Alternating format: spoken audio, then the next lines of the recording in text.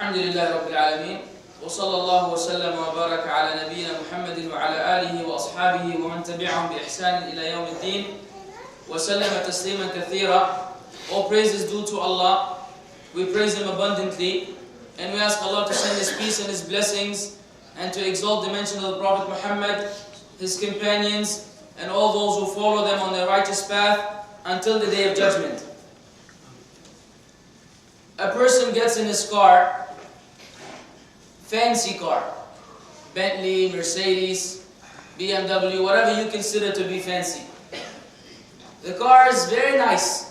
The interior is leather, the dashboard is wood, and it's just a very special car, very attractive.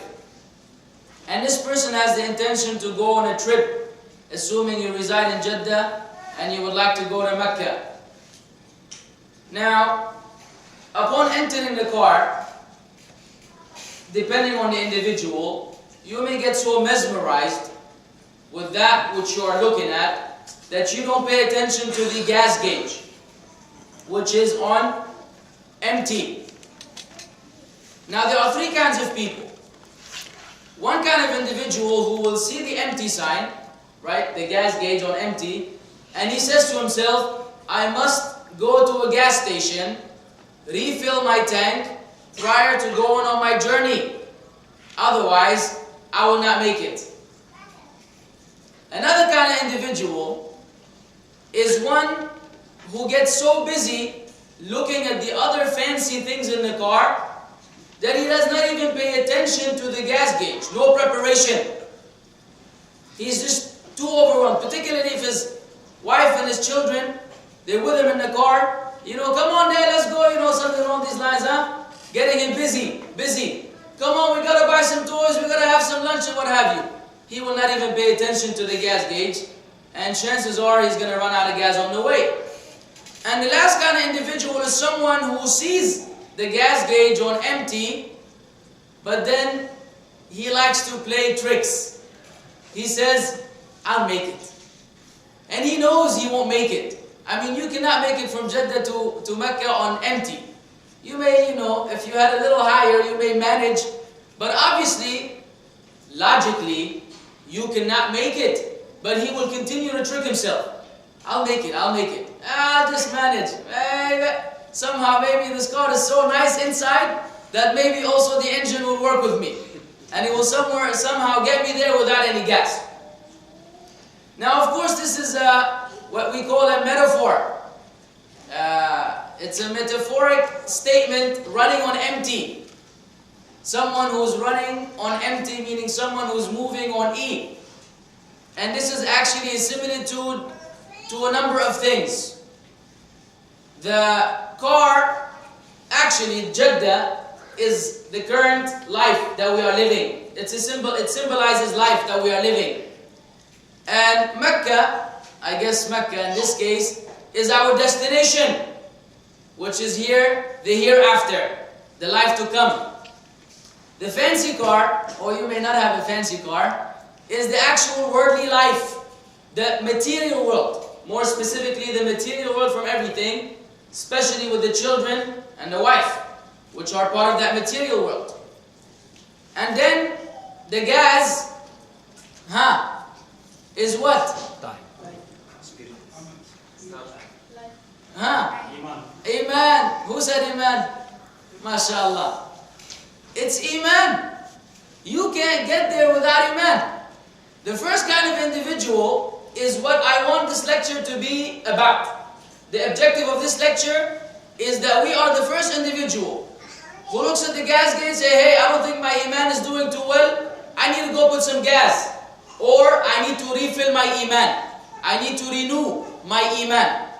The other kind of individual is someone who is so busy with this worldly life that he does not even notice that he doesn't have enough Eemaan.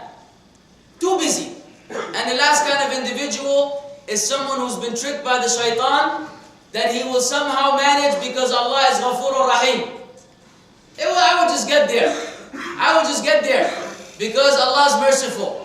So then, khalas, I will worry about it then. And in reality, we cannot afford to be the second or the third. We ought to be the first kind of individual. And the objective tonight is to see where does our Eemaan stand. Are we among those who are running on empty? If so, then alhamdulillah that we are given an opportunity to rectify our condition. So we could recognize this danger sign and go to the gas station and fill it up. But in the case of Eemaan, you're not going to go to a gas station. You don't need 95 or 91. You need other kind of material which will be the source for our Eemaan. And bi'idhnillah, by the time we are done with this particular lecture, we will have the main hints or the main things that will aid us in increasing our Eemaan and ensuring that we are traveling on full and not on empty. And Allah's success, Allah's is the source of success. And I ask Allah subhanahu wa ta'ala to assist me and assist you in understanding this particular subject matter in the right context.